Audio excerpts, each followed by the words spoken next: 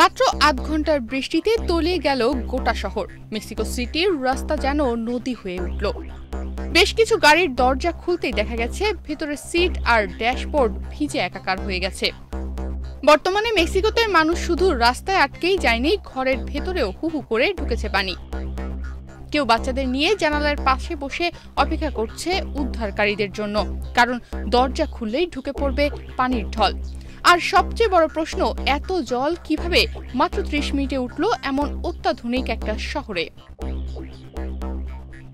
মেক্সিকোর civil protection সংস্থা ইতিমধ্যেই শহর জুড়ে রেড অ্যালার্ট ঘোষণা দিয়েছে। বিশেষ করে ৪টি অঞ্চল সবচেয়ে বেশি ঝুঁকিপূর্ণ বলে জানিয়েছে তারা: ইস্তাকালকো, ইস্তাপালাপা, কয়োখান ও ভেনুস্তিয়ানো কারাঞ্জা।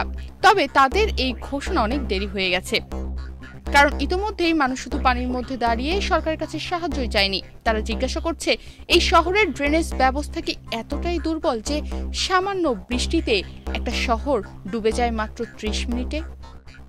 এই ঘটনা একটা বার্তা দেয়, বৃষ্টি সব শহরেই হয়, কিন্তু যে শহরের রাস্তায় আধ ঘন্টায় গাড়ির জানালা পর্যন্ত ডুবে যায় সেই শহরের পরিকাঠামোতে ফাটল আছে। এটা কেবল মেক্সিকোর ট্র্যাজেডি না, এটা এক একটা শহরের ভবিষ্যতের সতর্কবার্তা।